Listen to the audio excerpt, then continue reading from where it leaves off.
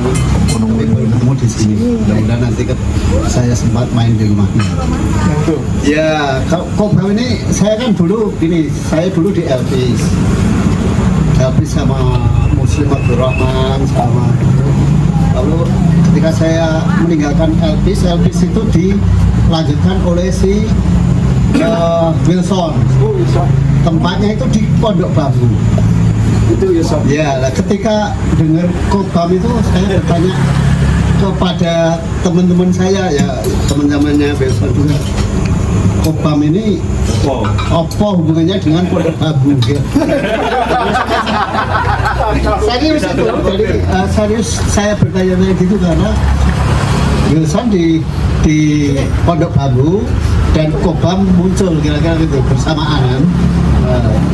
Tapi baru belakangan ternyata Kobam ini adalah penerbit yang di JJ, dan ya tentu saya sebagai orang yang pekerjaannya harus membaca, ya saya sering membeli buku-bukunya gitu, terutama kalau sejarah yang tidak ada di toko-toko buku, saya kesini. Jadi kalau tahun baru saya kesini pulang bawa buku, kira-kira begitulah. Dan saya selalu sedih juga melihat tumpukan-tumpukan buku ini, dan saya mencoba untuk mengkomunikasikan kepada publik, tapi toh juga rasanya karena Pak Jokowi deh. Pak Jokowi deh. Ya, sebetulnya temanmu dan temennya Wilson itu punya budget seperti buku-buku soal Kalimantan, soal gitu. Dirjen Kebudayaan bisa borong, distribusikan ke daerah-daerah itu. Tinggal gimana kawan ini disorong-sorong untuk membeli gitu loh. Tapi paling tidak itu buku-buku yang diterbitkan oleh Kobam itu buat saya sih itu memberikan perspektif lain soal sejarah bangsa ini gitu ya, karena selama ini kan sejarah itu pasti produk dari kekuasaan. Nah, yang diterbitkan oleh Kobam itu kan bukan produk dari kekuasaan. Saya kira itu yang memberikan perspektif. Jadi kalau misalnya kita mau bicara soal pendidikan kritis misalnya, semestinya bacaannya itu ya bacaan buku-buku yang diterbitkan oleh Kobam gitu. Karena apa? Karena sebetulnya substansi dari buku-buku yang diterbitkan oleh Kobam itu memberikan perspektif kritis pada kita gitu. Cuma sampai hari ini saya belum sempat menulis untuk Kobam. Mudah-mudahan nanti saya sedang menyiapkan buku kereta cepat, mudah-mudahan nanti Kobam mau menerbitkannya supaya ada kita mau mulai, tapi ya untuk pendidikan saya belum, tapi saya coba nanti kita menulis untuk Kobam, karena kalau ngomong pendidikan jujur saya sekarang sudah sampai pada tahap frustasi gitu karena gini, banyak orang Pak Jokowi itu berhasil membangun infrastruktur, kalau istilahnya si Rocky Gerung berhasil membangun jalan tol, tapi memperpendek jalan pikiran. Itu saya kira yang terjadi. Saya kan misalnya soal pembubaran LIPI, soal pembubaran BP, bukan yang BPPT, itu menurut saya kan kekeliruan besar gitu. Karena apa?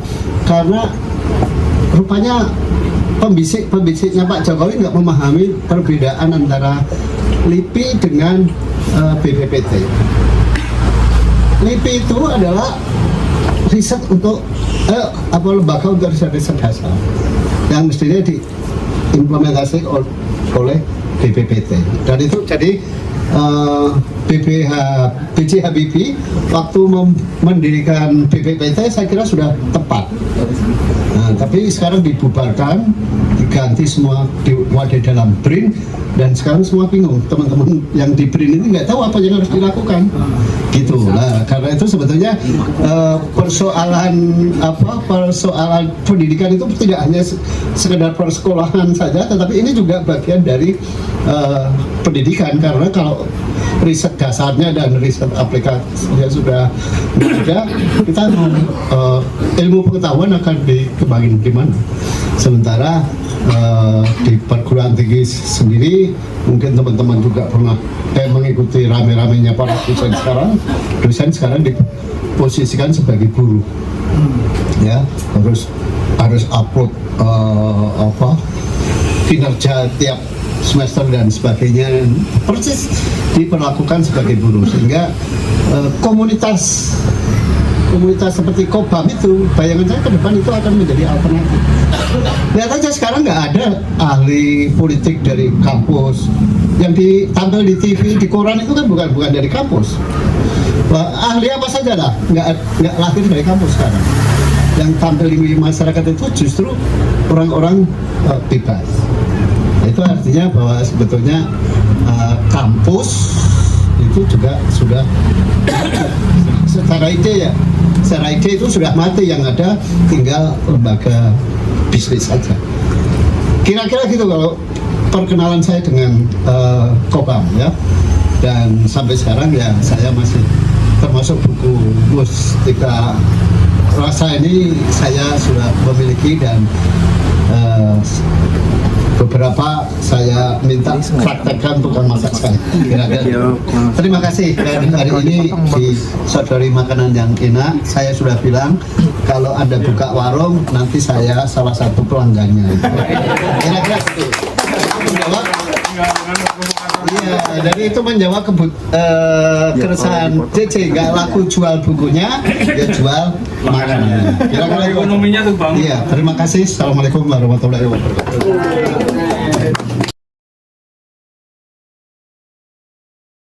Jadi saya kemarin ini mendukung Komunitas Bambu nih, karena Komunitas Bambu ini bukunya keren-keren. Secara empiris saya mengalami bahwa jual buku dia itu cukup banyak di Damatan, udah 20 juta tuh yang laku. Kan banyak tuh buku-buku yang susah kayak gitu kan. Jadi saya menghormatin buku-buku yang dipilihnya, buku-buku yang bagus-bagus, mendidik orang, punya kedalaman sejarah, dan juga punya sentuhan-sentuhan sosiologis gitu, politik yang sangat kuat, memberikan suara dari kelompok yang dikalahkan tahun 65, yaitu kelompok kiri, yang mendengar namanya aja orang udah takut kalau sebut kiri kan, dan memberi suara pada mereka yang tidak punya suara ini secara terbuka, secara politik gitu kan nggak ada suara secara politik, nggak di parlemen, nggak bisa membuat undang-undang. Kelompok-kelompok kiri kan, kalau ada juga ngumpet-ngumpet gitu kan bahwa mereka tuh kiri kan, mengakui mereka tuh sosialis, apakah kiri, sosialis kanan, apakah komunis gitu kan, Marxis gitu kan, orang masih belum merasa nyaman. Dan Kobam ini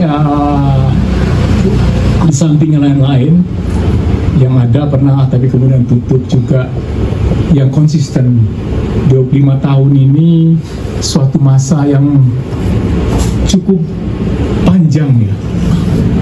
Jadi sama dengan usianya reformasi kan, ya kan, 98 di 2003. Jadi kita merayakan reformasi pada hari inilah kira-kira gitu. Soal reformasi ini 2-3 hari yang lalu tuh saya mendengar Rocky Gerung bicara. Dia bicara bahwa dulu itu pada awal reformasi cendekiawan, mereka yang bergabung sebelumnya juga sebelum reformasi di Forum Demokrasi, Pordem, ada Gus Dur, CS itu kan, ada Toleng, segala orang-orang yang boleh disebut kiri, juga seorang Islam kiri sebetulnya. Kalau dari kacamata Hasan Hanafi ya, seorang pemikir dari Mesir, guru besar dulu ya. Itu mereka itu sebelum jatuhnya Soeharto katanya udah berbicara, kita ini mau reformasi atau mau revolusi. Terus mereka takut, revolusi ngeri dah, kira-kira gitu kan. Kebayang misalnya Rusia kan, generasi bangsawan dibunuh oleh kaum Bolshevik, kemudian revolusi Iran, kemudian juga seorang raja gitu ditumbangkan oleh seorang ayatullah gitu kan, yang usianya 70 tahun mengembangkan. Jadi mereka udah reformasi aja.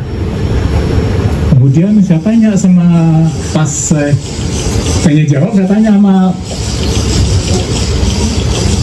Rock, menurut kamu revolusi di tahun 2023 di zaman AI, artificial intelligence ini yang mengubah dunia gitu, masih relevan nggak?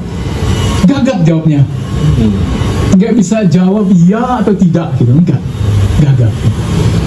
Mungkin dalam hati saya sih mungkin dia mau revolusi gitu ya, cuman nggak disampaikan di situ ya. Nah ini tadi saya diminta waktu itu di pengantar sedikit karena diminta tentang negara dan bangsa dan sejarah. Sejarah pertama, sejarah yang deket gitu ya. Saya pernah terlibat dalam penerbitan kan, sejarah jangka pendek lah gitu kan, di penerbit Sinar Harapan. Sinar Harapan kan, itu sebelum reformasi kan, jatuhnya karena krisis ekonomi kan, itu dibikin tahun 80-an. Pada tahun 80-an itu buku-buku bagus dibikin oleh Sinar Harapan. Sinar Harapan itu penerbit yang utama selain Kompas pada tahun-tahun 70-80-an. Kemudian dia terkalahkan karena koran sore dan karena sering dibredel. Udah dibredelnya berapa? 3 kali, Kompas sekali. Pas saya mahasiswa di Paris, Kompas dibredel. Dan di situ saya ketemu dengan gurunya Rizal ini, Pak Hoham namanya. Kebetulan ada proyek teman-teman dari Archipel itu di bawah Profesor Dini Lombar punya naskah Rakyat dan Negara gitu. Ya, pikiran-pikiran dari peneliti Perancis yang banyaknya sejarawan gitu, juga antropolog, tentang bagaimana hubungan antara rakyat dan negara gitu kan. Nah,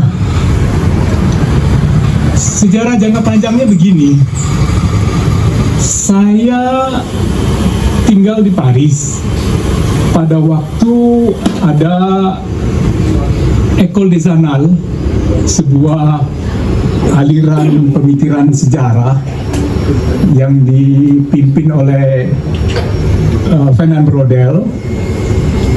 Itu mengenalkan teori sejarah yang melihat sejarah itu secara longue durée, artinya jangka panjang. Karena sejarah yang ada di mana-mana, katanya mereka, aliran longue durée ini lahir sesudah Perang Dunia Kedua lah. Mulainya sebelum Perang Dunia Kedua, tapi mulai jayanya di situ. Tentunya itu mempengaruhi saya. Mempengaruhi saya bahwa melihat sejarah itu, bagaimana sejarah dan sosiologi itu bisa menjadi klop dekat. Sejarah dengan antropologi, dengan arkeologi bisa menjadi dekat dengan pendekatan École des Annales ini, karena mereka memakai data-data arkeolog, mereka memakai data-data etnolog, mereka memakai data-data ekonomi. Semua data yang ada itu bisa dihimpun di dalam penulisan, ditambah dengan jangka panjang. Melihat sejarah bukan sejarah 50 tahun atau 70 tahun, sejarah satu rejim, enggak. Misalnya kan Fernand Braudel itu memberi contoh dengan karyanya tentang Mediterane kan, Laut Tengah gitu kan, sebagai sebuah kawasan peradaban dunia kan gitu kan. waktu yang sama itu muridnya itu Profesor Denny Lombard sedang menulis bukunya Kafu Javane yang diterjemahkan Nusa Jawa, ya kan gitu kan. Nah, saya belajar dari para sejarawan ini, kebetulan dia pembimbing saya, Pak Lombard gitu ya. Saya belajar dari dia, tapi Fernand Braudel masih hidup, jadi saya juga ngikutin kuliahnya Fernand Braudel kayak gitu kan. Itu suatu suasana di mana program pendidikan itu revolusi karena melawan De Gaulle kan. Di bawah De Gaulle itu para mahasiswa berontak. Nggak lagi kita diatur oleh seorang tua gitu kan. De Gaulle udah 80-an tahun kan waktu berkuasa gitu. Dan konservatif, cara mendidiknya secara Katolik bener gitu. Artinya ngikutin ajaran agama intinya enggak, kita mau berontak. Jadi pemberontakan para pemuda, kill your father, ya kan, kira-kira ide gitu ya, bunuh ayahmu kalau mau bebas kan. Itu kan lahirnya dari gerakan mahasiswa di Perancis kan, tahun 1998, perang Vietnam segala macam, bangku-bangku dibanting-banting biasalah itu kan di universitas. Tapi yang dibanting juga adalah otoritas dari elit yang membentuk negara, yang memberi arti, memberi makna bagaimana sebuah negara harus dilakukan. Justru di situ juga pada periode itulah saya berada di Perancis ya. Ada orang-orang yang mengajarkan dekonstruksi seperti Derrida, ada Michel Foucault. Michel Foucault ini menarik karena soal kaitan dengan sejarah dan negara kan. Selama ini kan selama sebelum ada revolusi Iran, menurut sejarah itu ya kita tulis sejarah Marxis atau kita tulis sejarah Bourgeois, ya kan, masing-masing ada teori. Tapi katanya nggak mungkin ada revolusi yang nggak dijalankan kalau nggak oleh para Bourgeois, seperti revolusi Amerika, revolusi Prancis, atau revolusi Marxis seperti di Rusia, di Cina. Tapi tiba-tiba Iran memberi sebuah variasi baru.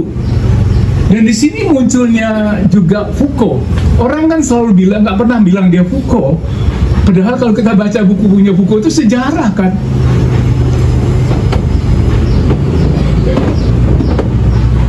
Buku-buku pertamanya disertasinya itu kan tentang punishment, tentang penjara segala macam. Itu dia meriset betul-betul dokumen-dokumen, arsip-arsip dari penjara-penjara gitu turun semua. Jadi dalam suasana seperti itu, Foucault tiba-tiba menulis tulisan di artikel panjang di koran Corriere della Sera di Italia. Dia bilang, ya, revolusi berbasis agama itu mungkin, revolusi Iran itu. Dan orang marah-marah, kok ini dia kok begini, berpikir gitu kan. Jadi karena 7 menit aja ya, saya ini udah 5 menit nih. Jadi ya Bapak terus salah ya, nggak apa-apa ya. Oke, cerita gitu. kan sejarah panjang. Sejarah panjang lah, gak usah kepanjangan ya. Nah, jadi hari ini saya senang itu ada tulisannya Kristianti ya di Kompas ya, yang tentang kemanusiaan ya. Cerita tentang seorang namanya Prancis itu yang melihat Iran kok beda ya sama yang ditulis media. Dia bahagia datang ke Iran, dia ke Indonesia juga. Eric Cantona apa namanya yang disebut ya, nggak ada yang baca Kompas ya, sebenarnya koran udah nggak baca lagi nih. Ada di halaman 1, jadi saya masih baca tadi. Dia cerita tentang dua negara, kebetulan yang satu Syiah, Iran, tapi pengaruhnya besar banget di kalangan Sunnah juga, karena banyak sekali yang dipakai ajarannya di sini. Dan satu lagi Indonesia, Islam yang terbesar kan. Dan saya lega. Artinya bagaimana kita mulai terbebaskan Kristen ini. Coba aja dibuka aja, yang punya ini HP-nya lihat aja tulisan di halaman 1 itu. Itu membuka diri kita dari perkelahian antara cebong sama kampret. Selama ini sangat mengikat. Apapun yang berbau Arab, apapun yang berbau Iran, disamaratakan. Padahal antara Iran sama Arab itu beda banget. Antara kultur Farsi dengan etnis Farsi yang dengan Arab gitu, itu sangat beda gitu aja. Tapi disamaratakan. Jadi sejarah ini menurut saya sangat berfungsi untuk mengembalikan kita kepada siapa bangsa Indonesia sebetulnya. Secara genetik, teman-teman dari BRIN udah bilang bahwa nggak ada katanya ras asli Indonesia kan.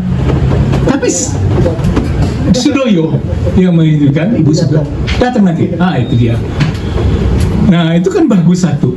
Tapi secara sejarah kita buktikan bahwa laut yang ada di pulau-pulau yang ada di tanah air ini adalah yang mempersatukan bangsa-bangsa, suku-suku yang ada di tanah air. Ya kan? Dan di situ kita mulai dibalik kita.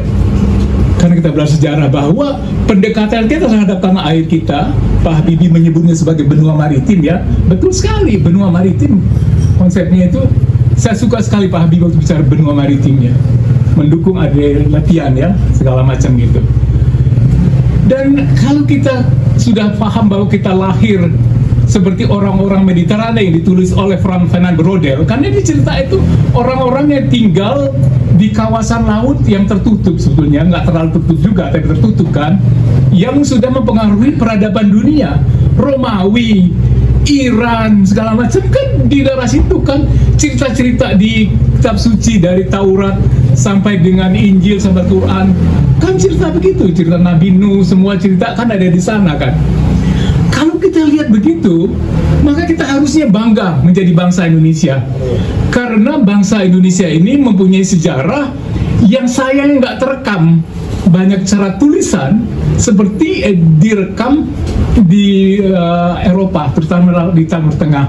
Ketika Braudel bikin bukunya tentang disertasinya tentang Mediterania, dia bilang itu ya peranan Turki di Mediterania itu penting banget ya, menentukan jalanan sejarah Eropa. Perang Sabil, perang segala macam cerita. Itu katanya Braudel, saya belum menggunakan arsip Turki. Dia tuliskan itu sekitar 50-60an. Belum saya pakai arsip Turki. Kalau dia masih hidup sekarang dan punya akses, karena sekarang dibuka akses arsip-arsip di Turki itu sekarang, pasti sejarah itu lebih beda lagi gitu kan, lebih hebat lagi tentang itu. Nah, kalau kita membandingkan antara kita sebagai sebuah rangkaian laut gitu ya di mana-mana ya, yang sangat kaya dengan suku-suku yang begitu banyak segala macam, maka saya bisa membayangkan bahwa di Imagine Society gitu ya, seperti Ben Anderson gitu kan, community dibilang kan, Imagine Community ya judulnya itu. Sebetulnya yang menjadi Republik Indonesia sekarang ini mempunyai berbagai kemungkinan untuk maju. Pertama, jangan lupa juga Bung Karno itu membaca sejarah, renung, politikus Perancis dia kutip. Kita membuat negara Republik Indonesia itu karena adanya hasrat untuk tinggal bersama, le désir d'être ensemble. Baca lagi tulisannya itu yang bagus sekali dari Bung Karno itu. Jadi antara Ben Anderson yang menulis di Imagine Community tahun 80, antara Bung Karno yang menulis mengutip Renom tahun 30-an ya, kalau saya nggak salah gitu, ada jarak antara setengah abad kayak gitu ya segala macam. Dan itu ada jenius di Bung Karno, ada pemikiran kita. Kalau kita lihat sekarang kemungkinan diberikan pada kita itu banyak sekali. Sekarang dunia berubah. Artificial intelligence mengubah kita. Nggak ada lagi yang rahasia sekarang. Truth dan kebohongan udah nggak kelihatan batasnya lagi. Dan ini kita belum tahu mau kemana. Jadi karena ada faktor teknologi ini, kemudian ada faktor juga ada 3C masalah konflik, perang, masalah COVID, masalah perubahan iklim gitu ya, ditambah lagi dengan kemajuan dari information teknologi dan artificial intelligence, maka saya melihat kemungkinan kita bisa membayangkan Indonesia yang nggak seperti sekarang. Bisa nggak kita ngebayangin Indonesia nggak seperti sekarang? Kenapa enggak? Dan disinilah ya saya kira kekurangan diskurs intelektual yang ada di tanah air pada saat ini. Kitanya sendiri kurang berani untuk mengembara dalam pemikiran masa depan. Berdasarkan pengetahuan sejarah kita di masa lalu, kemungkinan-kemungkinan apa yang ditawarkan untuk masa depan kita. Saya rasa ini bagus untuk menutup. Dan ini banyak ahli sejarah di sini yang mungkin kita bisa jadikan ini kemungkinan apa yang kita bisa ciptakan di masa depan. Masa kita mesti kembali lagi seperti dulu? Masa apakah debatnya bahwa kita lebih bagus di bawah beberapa partai misalnya 3 yang dikontrol pemerintah seperti dulu itu P3, Golkar atau PDI gitu kan, ada kan yang bilang begitu kan, gitu. Atau kita lepas sekali dari situ membayangkan sebuah masyarakat yang lain sama sekali. Terima kasih banyak, semoga bermanfaat.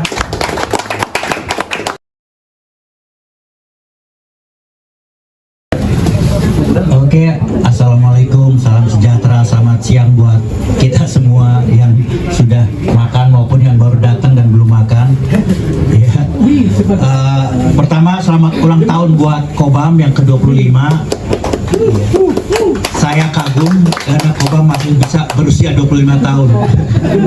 Ya, karena ini satu capaian yang luar biasa karena banyak sekali penerbit-penerbit independen yang muncul di luar Gramedia. Ya, itu paling umurnya setahun, 2 tahun, 3 tahun dia tumbang ya. Sekarang ini masih bertahan tinggal Margin Kiri dan Cobham, saya lihat penerbit independen yang menerbitkan buku-buku progresif yang mencerdaskan dan mencerahkan kira-kira ya anak bangsa kita setelah reformasi. Nah, Cobham ini lahir bersamaan dengan reformasi, cuma beda 1 hari ya. Cobham 20 Mei, reformasi 21 Mei ya. Semoga nasib Cobham tidak seperti reformasi. Reformasi semakin bangkrut atau kata mahasiswa dikorupsi ya. Ya kalau banyak analis-analis ahli-ahli politik, saya nggak mau pakai ahli politik, mengatakan karena oligarki yang menguasai superstruktur negara kita dari partai, parlemen maupun negara. Saya anggap bukan itu faktor utamanya. Faktor utamanya karena para pengambil kebijakan, tokoh-tokoh reformasi yang sekarang masih hidup dan bekerja di berbagai bidang termasuk di negara, itu tidak membaca buku-buku Cobham. Ya, itu yang membuat reformasi mandek, bahkan mengalami regresi karena mereka tidak punya imajinasi mau dibawa kemana bangsa Indonesia. Nah, imajinasi itu ada di buku-buku Cobham. Salah satunya buku-buku kiri. Tadi Pak Nasir ngomong mencari sistem alternatif ya di luar yang ada sekarang. Mungkin Cobham ada beberapa bukunya membawa kita untuk mencari solusi alternatif di luar yang dominan ada sekarang ya, sistem kapitalis atau Iran misalnya. Mungkin ada jalan tengah di luar revolusi Bolshevik, di luar revolusi Borjuis, di luar revolusi Iran ya. Ya mungkin revolusi pemudanya seperti Ben Anderson lah kira-kira begitu. Entah Indonesia apa nanti mau dibuat. Ya. Juga revolusi mental gagal menurut saya bukan karena pendidikan ya gagal, tapi karena nggak baca buku Cobham itu saya bilang. Jadi sebetulnya Pak Jokowi itu harus dikasih tahu, dibisikin ya oleh FAI sebagai Dirjen Kebudayaan bahwa kalau mau revolusi mental itu ada kemajuan, progres, yang paling gampang belilah buku-buku Cobham dulu ya. Karena dengan cara kayak begitulah Jokowi punya imajinasi bagaimana mengubah mental bangsanya atau rakyatnya dengan kekuasaan yang dia punya. Bukan cuma membangun infrastruktur ya. Ya, karena infrastruktur itu banyak ahlinya ya dan sudah banyak orang yang mau mengerjakan itu. Tapi bagaimana merawat atau mensubsidi, memfasilitasi penerbit independen dengan buku-buku bermutu, itu yang belum ada sampai sekarang. Bahkan boleh dikatakan zaman kolonial jauh lebih baik ya, mereka punya balai pustaka negara, bagaimana mengorganisir sebuah bacaan agar rakyatnya membaca buku dan ada pengetahuan yang bisa diarahkan oleh negara paling tidak untuk rakyat jajahan. Nah, di kita nggak ada sama sekali imajinasi begitu ya, karena dirjennya belum jadi menteri. Itu dia. Kalau dia jadi menteri, sepertinya akan selesai itu. Oke. Kedua, Rijal bilang tentang buku kiri ya. Menurut saya salah satu buah reformasi adalah ada sedikit kebebasan relatif untuk menerbitkan naskah-naskah kiri di Indonesia. Walaupun itu butuh keberanian menerbitkannya, dan Rijal alhamdulillah karena anak reformasi punya keberanian untuk menerbitkan buku-buku kiri ya. Walaupun dia tahu ada resiko pasar di sana. Resiko pasar artinya tidak ada yang beli dan tidak laku ya. Kenapa? Karena buku kiri ini kalau mengandalkan aktivis kiri juga sama suramnya ya. Aktivis kiri kecil, jadi kalaupun membeli sedikit ya, tidak membawa keuntungan banyak buat Kobam. Dalam punya duit juga bang. Kedua juga kalaupun mereka udah sedikit kere pula ya. Jadi membeli buku itu pertimbangannya mungkin yang ke urutan 9 atau 10 ya, setelah Ada masa depan. makan dan minum dan lain-lainnya kira-kira begitu. Iya, jadi itu satu. Kedua juga kenapa buku-buku kiri di Kobam atau di Resist Book bagian kiri tidak laku? Ini juga menunjukkan kebiasaan-kebiasaan di kalangan gerakan progresif atau aktivis-aktivis di Indonesia. Yaitu kebiasaan membaca buku memang lemah sekali. Kebanyakan memang kader TikTok.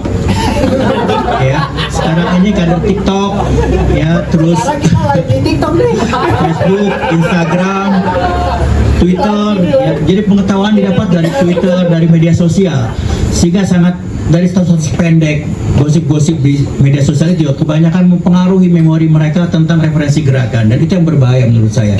Jadi mungkin partai kiri TikTok perlu kita buat ke depan nanti, lebih potensial kayaknya sebagai gerakan untuk perubahan ketimbang Partai Komunis Indonesia seperti zaman dulu kala ya.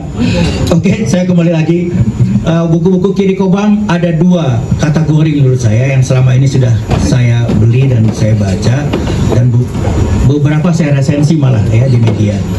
Satu kategori yang buku gerakan kiri atau gerakan komunis ya, yang menggambarkan kebangkitan gerakan komunis ya di Indonesia, dan itu terjadi pada awal pergerakan nasional ya, dari bukunya Ruth McVie. Kalau kita baca buku klasik Ruth McVie, Sejarah Partai Komunis Indonesia, itu kita melihat 20 Mei hari kelahiran Budi Utomo nggak ada apa-apanya ya.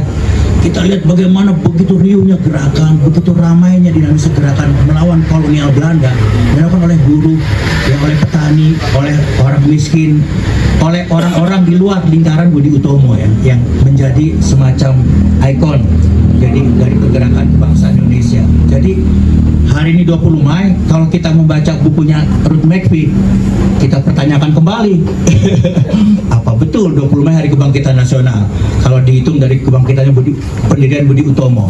Nah, buku Ruth McVie itu membuat kita juga bangga bahwa gerakan kiri menjadi pelopor dari kebangkitan nasional melawan penjajahan di Hindia Belanda di awal abad 20. Dan itu adalah satu fragmen yang dihilangkan oleh negara Orde Baru secara sistematis dengan memunculkan figur-figur organisasi lain yang lebih moderat yang sebetulnya perannya kecil untuk mendinamisir perlawanan rakyat melawan kolonialisme di awal abad 20. Jadi kalau kita baca buku Ruth McVie atau buku Ruth McVie dibaca oleh banyak orang, ini 20 Mei nggak bakal ada.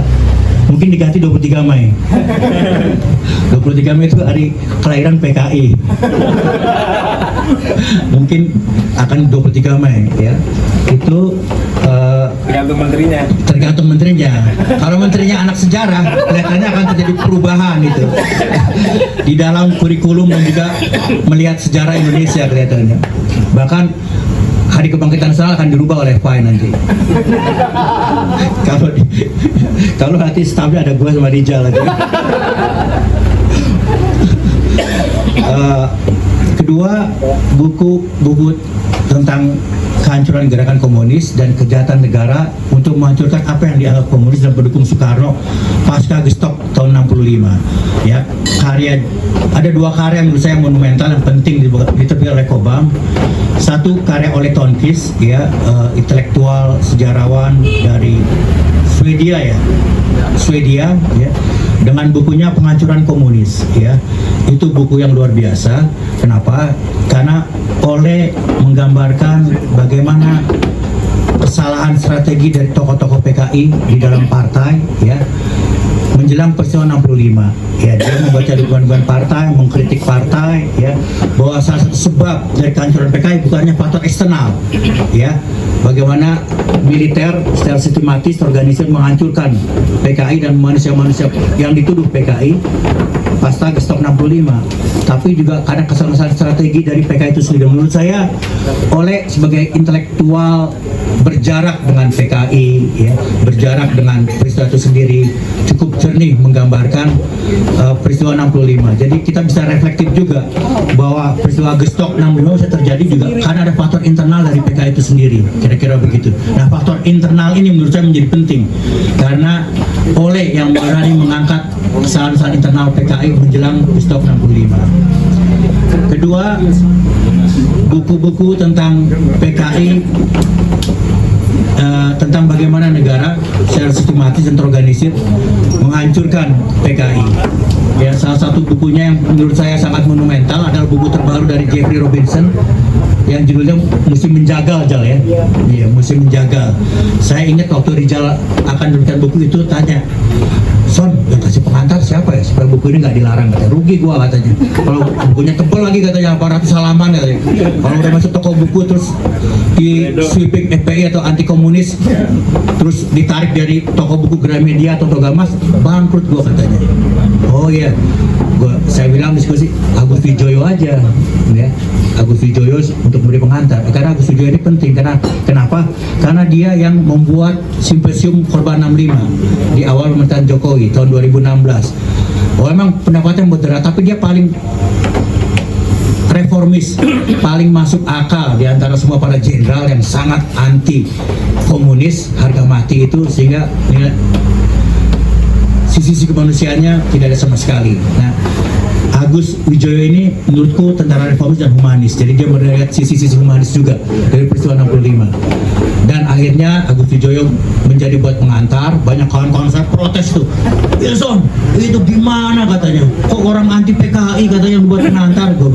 Aku bilang, ya terus kalau buku itu nggak laku, kok bangkrut, kalian mau beli buku-buku itu 800 halaman, saya bilang.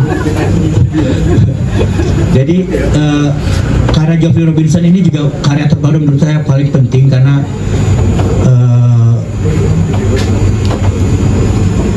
ya, untuk melihat bagaimana fondasi Orde Baru dibangun secara berdarah-darah, ya, melalui pengorbanan kemanusiaan orang-orang yang dituduh PKI atau pendukung Soekarno tahun 65. Dan Jeffrey Robinson ini seorang intelektual, seorang doktor, jadi menggunakan data yang kuat, wawancara, dokumen-dokumen, arsip-arsip, ya.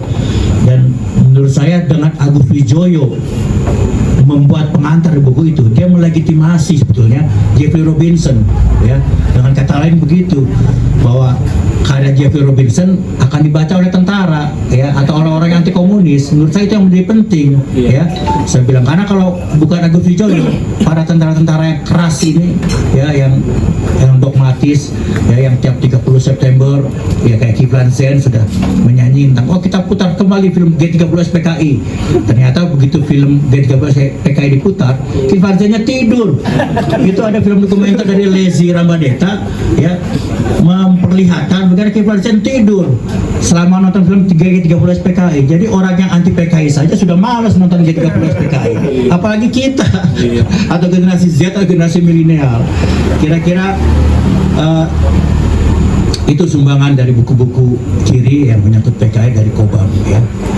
Terus apakah buku-buku kiri atau menyangkut sejarah komunisme di Indonesia perlu dilanjutkan atau oleh Kobam?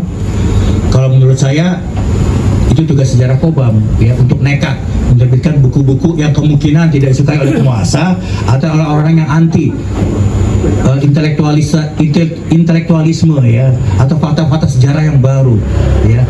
Itu harus nekat Kobam menerbitkan buku-buku kiri, ya.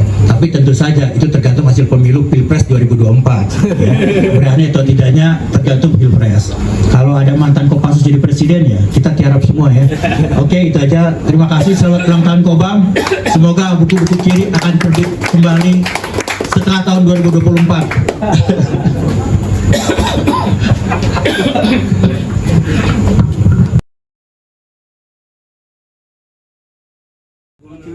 Cibulau. Jeffrey dulu. Ya, terima kasih. Selamat siang semua yang hadir di sini, yang saya tidak bisa sebutkan satu-satu, yang saya kenal maupun yang baru saya kenal. Diminta hadir di sini, ya alhamdulillah juga ya, saya bisa mengenang juga apa yang sudah dilakukan oleh Rijal dengan komunitas bambunya selama 25 tahun. Jadi saya cerita nih, ya jadi mungkin juga sebutan bambu itu karena memang awalnya itu setahu saya di seberang UI itu markasnya komunitas bambu itu memang dari bambu gitu ya, papan sederhana lah seperti itu. Dan saya suka ke sana juga. Salah satunya adalah acara diskusi bukunya Sumpah Pemuda, Kid Voucher itu kalau salah, itu buku pertama yang diterbitkan oleh Kobam kalau tidak salah ya, seperti itu. Dan kemudian ada buku-buku lain yang berasal dari pertemanan gitu ya.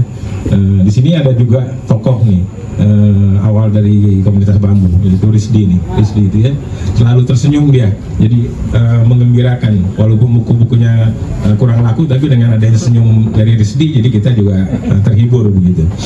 Nah terus kemudian ada juga buku-buku sajak awal gitu yang diterbitkan oleh Kobam. Jadi saya pikir itu juga sudah punya suatu keberanian gitu. Dan ada kenangan juga gitu ya, waktu itu saya mau menikah tahun 2004, terus saya bilang saya perlu ada buku souvenir nih gitu ya, buku souvenir yang diberikan gitu ya, dicetak oleh Kobam gitu ya, judulnya apa ya, perjalanan dari Hadrami itu. Saya bilang tolong nih waktunya jangan sampai souvenir buku gitu ya. Udah alhamdulillah kemudian diterbitkan gitu, walaupun ada juga kesalahan gitu ya, halaman berapa gitu seperti itu. Nah, tapi udah selesai. Nah, saya lihat tadi Wilson bicara tentang buku kiri, saya lihat dari segi akademik. Jadi seingat saya sebelum adanya juga penerbit buku-buku sejarah seperti Ombak, tapi Rijal sudah lebih dulu seperti itu. Dan secara tidak langsung kalau saya lihat dari segi akademik bahwa apa yang dilakukan Rijal itu adalah mendobrak tembok akademik sejarah gitu. Jadi apa yang dilakukan Rijal itu adalah sesuatu di luar tembok akademik, dan dia cukup berhasil untuk melakukan suatu kreativitas, inovasi untuk mensosialisasikan, menyebarkan gagasan-gagasan sejarah seperti itu. Nah itu kan seperti itu. Jadi memang ada kecemburuan juga gitu ya, apalagi sekarang kan ada istilah tren yang sekarang disebut dengan sejarah publik. Tapi Rijal sudah lebih dulu, 25 tahun lalu sudah melakukan itu. Niatnya adalah menyebarkan, mensosialisasikan sejarah bukan dari tembok akademik tapi di luar tembok akademik. Dan itu ya dilakukan oleh Rijal, yang saya kira sampai sekarang ini 25 tahun ini berhasil dilakukannya. Dengan keberaniannya tadi bahwa mungkin juga ada yang tidak laku, dengan keberanian juga dalam terbitannya buku-buku yang tebal seperti itu ya. Ada beberapa jenis sebetulnya ya, ada Kobam, lalu kemudian ada Ruas, ada apa lagi ya, rahasia kalau disebut. oh iya, saya tuh ada 5 buku yang juga diterbitkan di Kobam. Pertama yaitu artinya tadi yang pesanan untuk pernikahan, lalu kedua adalah tentang buku proyek gitu ya. Saya kasih kemana waktu itu, saya diberikan mandat untuk amanah untuk dari kampus untuk menerbitkan buku gitu ya, beberapa pengajar. Akhirnya saya sebarkan juga sebagian ke Kobam gitu. Salah satunya ada juga di Kobam ini beberapa buku. Terus kemudian buku-buku pribadi yang kaitannya dengan Jakarta dan Betawi itu ada 2. Lalu kemudian juga ada buku pelajaran pengantar tentang HAM dan demokrasi.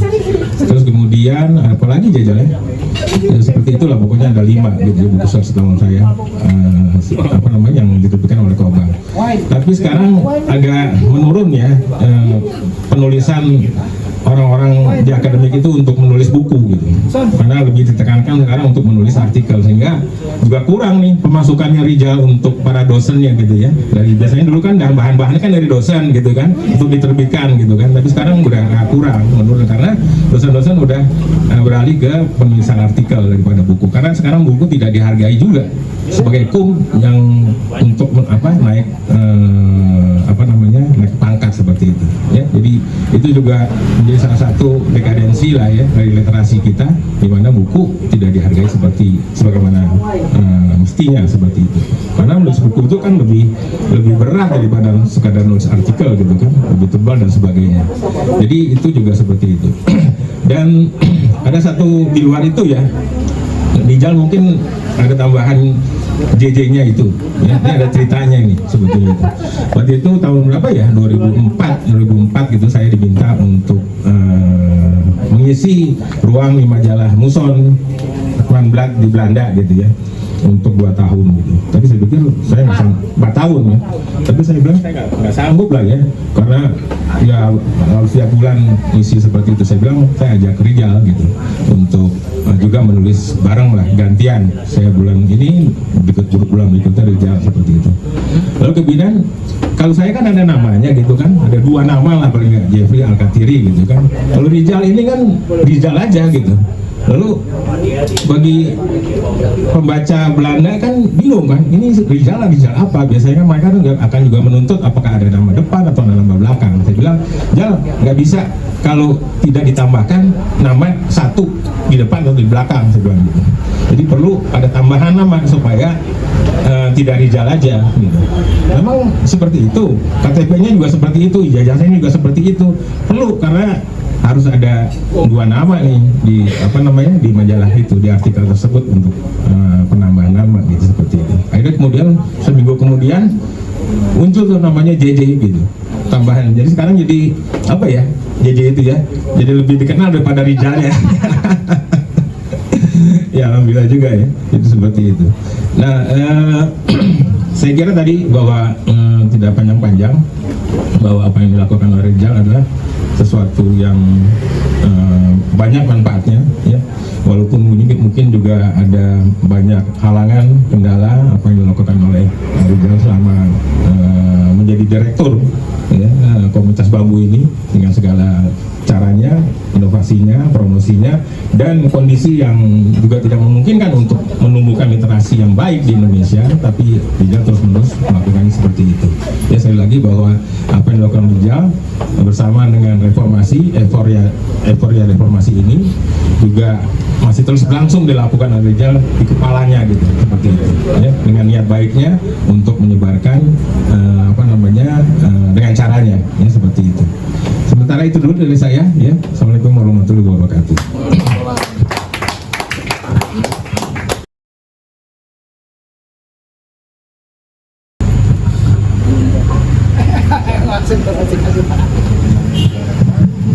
Assalamualaikum warahmatullahi wabarakatuh.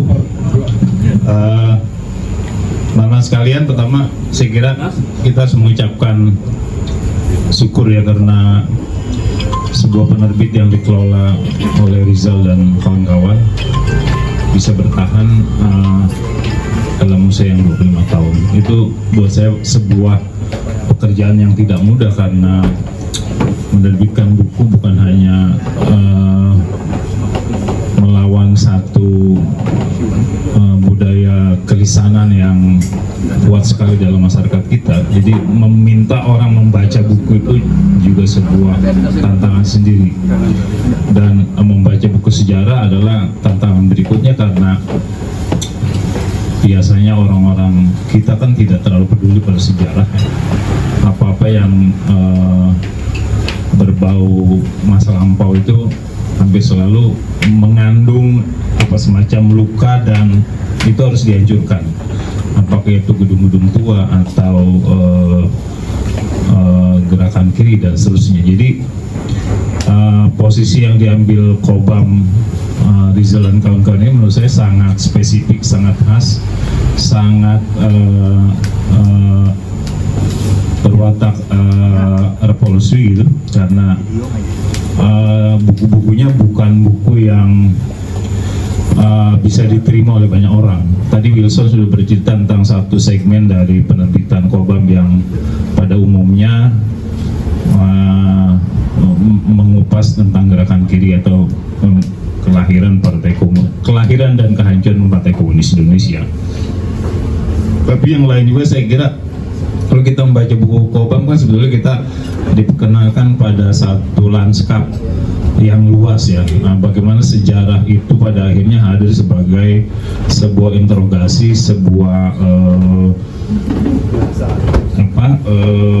tantangan kita untuk kembali ke masa lalu dan itu seringkali tidak mengenakan.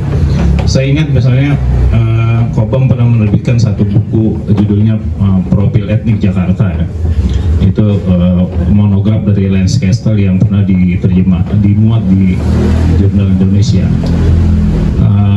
Buku itu kemudian menjadi meresahkan gitu karena ada satu anggapan dalam masyarakat Betawi di Jakarta bahwa mereka adalah etnis asli yang mendiami Jakarta atau Batavia. Tapi Lance Castle melalui monograf itu mengungkapkan bahwa orang-orang Betawi itu sebetulnya baru terbentuk sekitar abad 18 atau 19 dari percampuran berbagai etnis dan yang rata-rata budak yang dimerdekakan pada masa itu. Jadi sebuah etnis yang muda dengan bahasa Melayu yang diambil alih sebagai bahasa pengantar. Buku Lance Castle ini kemudian mendapat reaksi keras dari orang yang kita tahu sangat keras atau sangat bersemangat membela itu tadi keaslian orang Betawi, Ridwan Saidi misalnya, yang menyatakan bahwa orang Betawi sudah ada sejak masa prasejarah, misalnya di sebuah wilayah di Jakarta Utara dan agak timur ada satu kerajaan Salakannegara dan seterusnya. Jadi aspek-aspek reaksi atau perlawanan terhadap buku-buku terbitan Kobam itu sangat beragam saya kira, dan karena itu dia menjadi penting karena dalam sepanjang sejarahnya penerbitan independen ini ya memang wataknya begitu, memberi alternatif, memberi semacam kesadaran kritis terhadap kaum intelektual kita, membongkar apa-apa yang selama ini dibenamkan dengan sangat kuat itu, apakah itu gerakan kiri atau sejarah etnis di Jakarta dan seterusnya. Saya kira tanpa Kobam mungkin dunia perbukuan di Indonesia akan mengalami satu kekosongan, satu lorong yang kosong karena tidak ada lagi kehadiran buku-buku sejarah yang penting dan menjadi sangat alternatif terhadap buku-buku sejarah yang diterbitkan oleh penerbit mayor, katakanlah begitu. Itulah sebuah nubuat atau tugas kenabian Komunitas Bambu, dan Rizal sudah mengalami itu sepanjang seperempat abad terakhir ya. Saya kira itu saja, terima kasih. Selamat ulang tahun Kobam, selamat bekerja untuk Rizal dan kawan-kawan. Terima kasih. Assalamualaikum warahmatullahi wabarakatuh.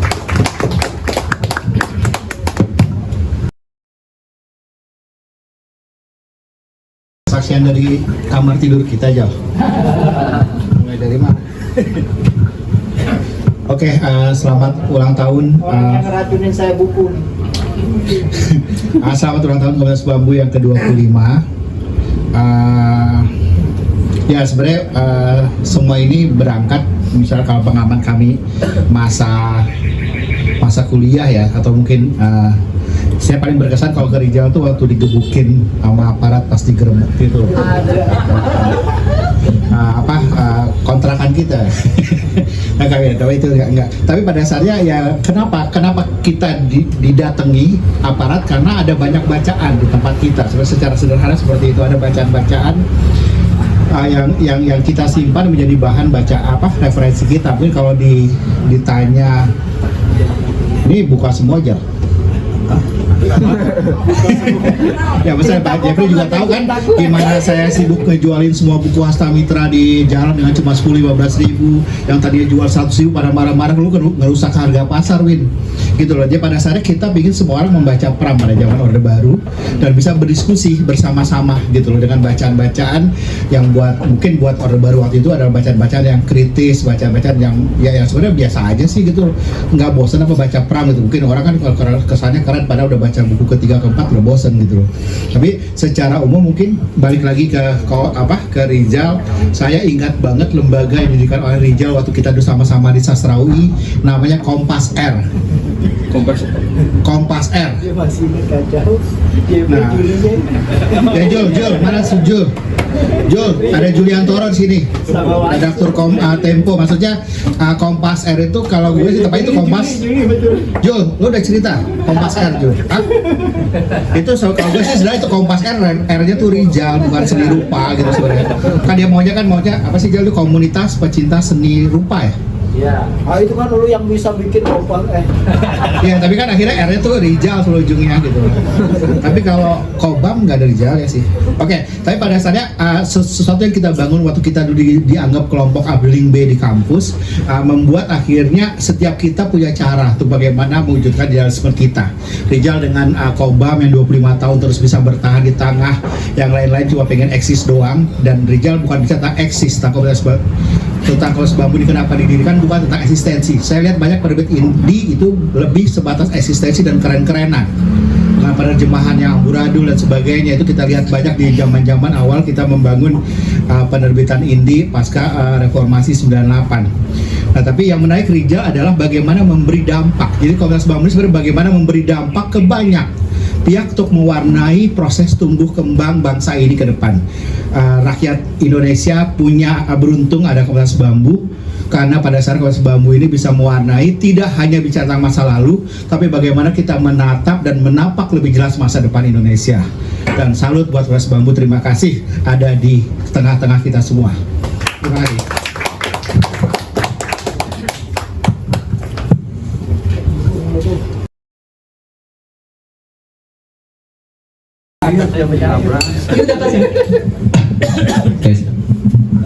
Selamat siang semua. Selamat ulang tahun komunitas bambu. Selamat untuk Rizal dan kawan-kawan. Mudah-mudahan akan ada 25 tahun berikutnya, 25 tahun berikutnya, 20 tahun berikutnya. 100 tahun situ. Saya bingung nih, tolong. Nggak tahu nih, aduh, mana lagi pilek lagi. Saya sebenarnya nggak ada hubungan sama ini sama acara ini sebenarnya, mau datang tamu aja. Tapi ya udahlah, ini kado ulang tahun saya untuk Kobam. Dia minta yang panjang lagi, Masya Allah. Halaman ya, berapa? 6 halaman bisa. Kayak baca surat. Berat lagi. Tapi saja kita tulis buat doi. Iya. Ya, betul. Sebenarnya saya nggak pintar baca, tapi ya udahlah. Cerpen nama saya. Demi hari ini 25 tahun ya, kadonya ini aja saya. Kisah Harimau Sumatera untuk logo untuk saya. 30 generasi yang lalu, demikian bunyi tambu kaumku. Leluhur pertama bernama Sari Buraja bercintaan dengan adik perempuannya sendiri bernama Boru Pareme. Dan karena pelanggaran adat yang begitu berat, hukumnya berdua harus dibunuh. Mereka lari bersembunyi, menyendiri di rimba raya, di puncak gunung tertinggi di sebelah barat Danau Toba. Ketika masih banyak harimau, ketika hutan masih lebat, tapi kini hampir punah jenisnya bersama hutan bekas kerajaannya. Kini tersisa hanya sebagai binatang piaraan terkurung dalam kandang kebun binatang. Jauh sekali dari Sumatera, hidup di kandang besi, bertembok beton, di segala cuaca tempatnya, dari pagi sampai setiap hari. Mondar-mandir berkeliling, tak berdaya, jadi tontonan orang di belakang jeruji besi, menatap lewat pagar dengan pandang yang pudar ke suatu titik di kejauhan, atau ke suatu titik dalam dirinya, ke suatu masa purba di tengah rimba raya, nun jauh di Sumatera. Tempatnya jadi raja, penguasa rimba, mencari mangsa di hujan rintik-rintik seperti kebiasaan harimau, terlebih di sore hari. mengenang cahaya pelangi dalam bias percikan air terjun gemuruh, menyinari belangnya hitam dan keemasan sambil mengaum dahsyat seperti waktu. Menggetarkan hati Sari Buraja dan Boru Pareme dulu di hutan di puncak ulu darat, duduk dalam teratak, memikirkan nasib bayi yang akan lahir. Buah kasih terlarang yang ditebus dengan hidup terbuang, menghindar dari amarah kaum di tengah hutan belantara. Sunyi manusia bersama marga satwa, tanpa ada makanan kecuali daun dan buah liar. Karena berburu sendirian, Sari Buraja tak mampu, jaring pun tak ada. Sehingga tak terpikirkan bagaimana nanti jadinya apabila sang bayi lahir, tapi tak ada yang dapat diberikan selain air susu ibunya. Sang bayi pun lahir, tapi belum diberi nama, menunggu giginya keluar. Syahdan suatu sore, ketika hujan rintik-rintik, ketika sang bayi sudah mulai merangkak, tapi tak subur tumbuhnya, tiba-tiba terdengar suara menakutkan. Harimau yang mengaum sangat dekat, makin dekat, mendebarkan jantung. Sampai akhirnya Sari Buraja dan Boru Pareme melihat seekor harimau belang membawa sarang lebah di mulutnya, yang lalu diletakkannya di hadapan bayi di depan teratak. Suguhan untuk sang bayi yang melepaskan dirinya dari pelukan ibunya, merangkak mengambil sarang lebah. Versi lain berkata, sang harimau berkaki 3 sengaja datang minta tolong tulang keselak agar tercabut dari kerongkongannya oleh Boru Pareme. Sejak itu, demikian Tambo kaum, harimau datang setiap sore membawa madu tanda terima kasih, sehingga sang bayi selamat, tak mati kelaparan. Tumbuh subur, perkasa seperti harimau, bahkan sejak itu oleh keturunannya dipandang sekaum dengan jenis harimau. Ketika hutan masih hutan, harimau masih harimau, sebelum ditangkap dan dijadikan piaraan, terkurung, terbuang dalam kandang. Di kebun binatang jadi tontonan perganggu berkelamin, jauh dari hutan, jauh dari Sumatera. Di kebun binatang Amsterdam, tempatku hari ini datang. Berkunjung, terdorong keinginan bercampur kesedihan, hendak menyaksikan harimau mondar-mandir dalam kandang besi. Harimau Sumatera memandang dari balik jeruji dengan pandangan Sari Buraja dan Boru Pareme ke dalam jiwaku, mengungkapkan rahasia dan asal usul rindu di mataku. Terima kasih.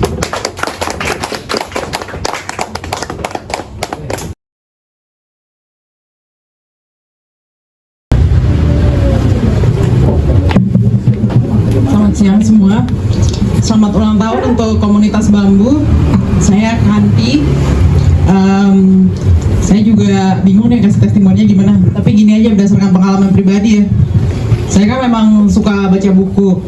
Kalau baca buku tuh nggak lihat penerbitnya siapa. Terus belakangan beberapa tahun ini akhirnya kan kenal sama Bang Rizal ya, main kesini, terus ya jadi banyak kegiatan bersama. Terus Bang Rizal pernah ke perpustakaan saya, baca di Tebet juga. Terus saya baru sadar, astaga gila, rumah gue ini isinya buku Kobam semua. Tapi karena membaca buku-buku Kobam ya, misalnya kayak G.J. Ersing bahwa Indonesia tidak dijajah 350 tahun, itu saya baca waktu saya masih kuliah S1 dulu tahun 2003 lah gitu. Mulai S1 saya kuliah hukum, jadi itu bikin pede gitu. Indonesia tuh nggak selama itu dijajahnya. G.J. Ersing tuh dia adalah ahli hukum, jadi dari dokumen-dokumen legal yang dia sajikan tuh kita bisa lihat gitu dulu Hindia Belanda tuh mulai tahun berapa gitu, terus bagian mana aja yang masuk wilayah Hindia Belanda, Jakarta pun juga sebenarnya nggak semua langsung takut nih gue ngomong sejarah langsung lirik ahlinya. Tapi intinya dari baca buku itu kita jadi tahu bahwa dulu Jakarta itu juga tidak semuanya bagian dari wilayah Hindia Belanda. Jadi ya ada kekacauan gitu. Memang dulu kan Soekarno bilang itu supaya kita ada rasa persamaan, persatuan gitu, bahwa sama-sama ditindas oleh Belanda. Apalagi di wilayah Sulawesi Selatan gitu, di Makassar masih sangat berdaulat sampai tahun berapa tuh? Udah tahun 70-an ya. Masih punya kerajaan kapal-kapal sendiri yang berdaulat gitu. Jadi penting banget untuk kita memahami sejarah untuk membangun untuk melawan mental kita yang terjajah ini. Saya lihat nih kan kita ada mental terjajahnya belum selesai. Pemerintah tuh baru pencapaiannya jadi IO, bikin acara, wih gila udah hebat, ditepokin gitu. Jadi tuan rumah G20, jadi tuan rumah ASEAN. Itu udah dibilang pencapaian, padahal cuma IO doang. Cuma bikin peristiwa. Erick Thohir jadi IO, langsung jadi menteri. Si siapa namanya? Dulu yang kawannya dia, jadi lupa namanya. Trans TV. Francis Hera. Bukan. Adita Tama namanya. Wisnu. Dia juga kan jadi IO sukses, jadi menteri. Kacau kan? Gitu. Jadi kalau mental terjajah kan itu melayani. Ketika berhasil melayani ya kita sukses nih. Terus kalau ada jadi hal-hal yang ukuran pencapaiannya tuh agak absurd gitu. Bukannya kita mencetuskan sesuatu, Indonesia nih keragaman hayatinya paling kaya di dunia loh gitu. Kita harus balik lagi nih ngelihat keragaman hayati kita nih harus jadi yang terdepan, bukannya jadi kita ngikutin kebutuhannya Cina apa, kebutuhan Amerika apa. Ya jadi menurut saya masih jauh dari merdeka, dan untuk merdeka itu kita sekarang masih belajar. Bukan merdeka belajar, tapi belajar untuk menjadi merdeka.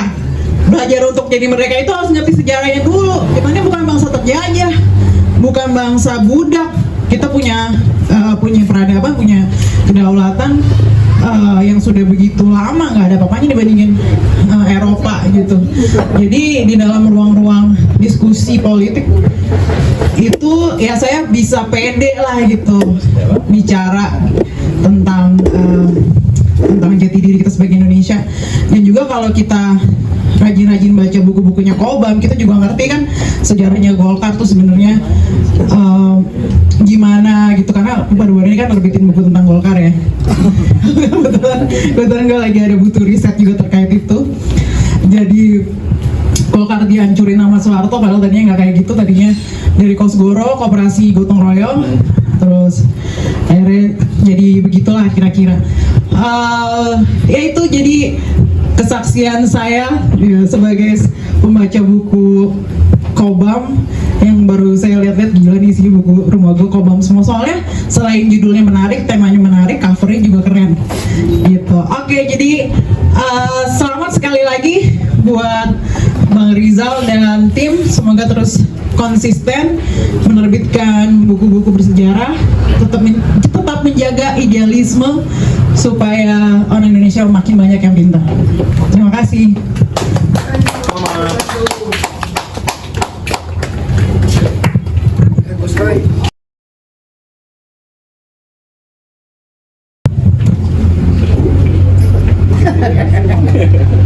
Oke, assalamualaikum warahmatullahi wabarakatuh. Waalaikumsalam. Salam sejahtera bagi kita semuanya. Kok masih butuh doa gak?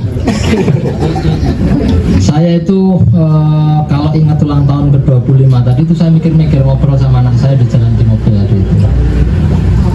Kalau di Islam itu ada sejarawan terkenal namanya Ibnu Jarir At-Tabari. Hampir semua intelektual, filsuf, mufassir, pemikir di Islam pasti baca itu dan pasti tahu itu karena punya karya besar namanya Tarikh At-Tabari dan Tafsir At-Tabari.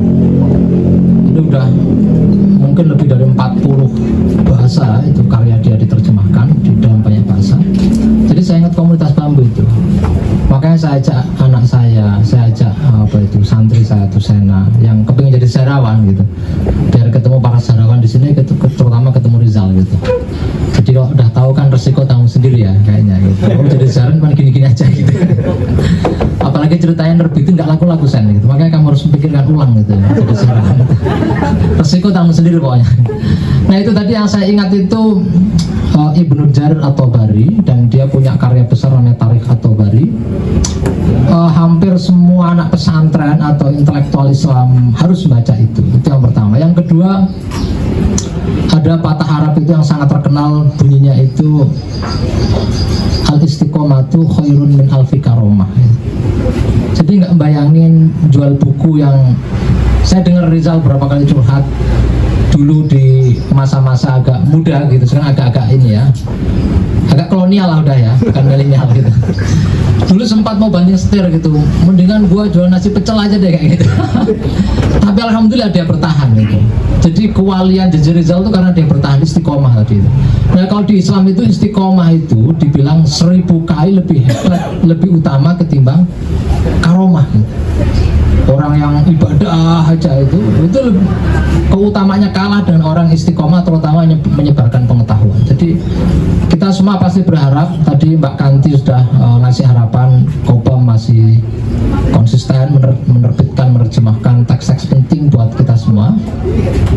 Saya sendiri itu kalau orang belakangan menyebut Rizal tadi bilang saya NU kiri gitu, ya itu salah satu dosanya Kobam juga gitu. Saya semakin yakin bahwa progresivitas itu bagian penting dan inherent dalam Islam itu. Ketika remaja ya, awal-awal kuliah itu udah terkenal waktu itu Kobam, meskipun nggak seterkenal ini ya, tempatnya di Margonda, nggak seperlente ini yang punya waktu itu ya. Nah saya pertama kali tentu saja yang paling berkesan tuh membaca sejarah PKI Indonesia yang terbitkan Komunitas Bambu. Makanya buku itu juga saya jadikan bacaan wajib untuk anak pesantren, karena mereka lahir dari keluarga Islam. Jangan sampai anti, gampang anti tapi nggak tahu, itu kan bahaya kan ya. Anti ini anti itu tapi nggak tahu. Nah Kobam saya pikir punya peran besar dalam aspek itu, mencerdaskan kehidupan bangsa. Nah yang terakhir, tadi sudah saya bilang, saya ingat Ibnu Jarir at-Tabari. Yang kedua, saya anggap ini Rizal ini kewaliannya di situ, istiqomahnya itu. Yang ketiga saya kira mungkin ya, ini mudah-mudahan bukan klaim saya atau penggemar Kobam, atau karena sudah dikasih masakan dari resepnya Mustika Rasa gitu. Tentu saja kita sepakat bahwa kayaknya ya penerbit sejarah terbesar pasca kemerdekaan itu ya Kobam. Mungkin satu-satunya saya lihat. Memang ada Pak Nur Sam ya di Jogja itu, temannya Rizal juga, saya juga kenal beliau mungkin tidak kenal saya karena saya generasi jauh di bawahnya beliau, tapi saya baca buku-buku dari Ombak dan saya kira itu. Terus kalau boleh kita katakan jujur itu Kobam ini sudah melanjutkan generasi-generasi sebelumnya. Dulu para aktivis itu kan suka menerbitkan, membaca yang dikategorikan oleh pemerintah kolonial Belanda sebagai bacaan liar. Ya ini pemiliknya liar, bacanya liar semua, makanya nggak terlalu laku gitu kan. Nah Kobam itu bisa kita anggap sebagai pengambil tongkat estafet itu. Dulu para aktivis itu semua ya di awal abad ke-20 Hindia Belanda itu sampai bikin label, bikin labeling, bikin stempel melalui penerbit juga namanya Balai Pustaka ya. Nggak ada yang tersinggung kan saya menyinggung Balai Pustaka ini? Nggak ada masalah ya. Jadi pemerintah kolonial waktu itu melalui Balai Pustaka bikin labeling itu, bikin cap, bikin stempel aktivis-aktivis, anak-anak muda. Anak muda itu bukan Rizal ya, bukan saya. Anak-anak saya itu Faik, saya namakan, saya ajak ke sini. Ini anak muda. Kalau ini generasi tua kalau zaman dulu. Kalau Pak Darman Entias lebih tua lagi pasti ya. Kalau di pesantren namanya udah Al-Mukarram gitu Pak Darman Entias. Udah cium tangannya bolak-balik. Kalau Rizal cukup sekali gitu. Nah, saya mau bilang bahwa semua teks yang diterbitkan Kobam ini ngeri-ngeri sedap, meskipun banyak ngerinya cuma sedapnya. Dan ini bisa dikategorikan kalau zaman kolonial dulu namanya bacaan liar gitu. Makanya kalau Anda pengen liar, dalam arti progresif, kritis, melek wawasan, mau nggak mau kata Wilson tadi itu, apalagi kalau revolusi mental itu, mental apa mental ya?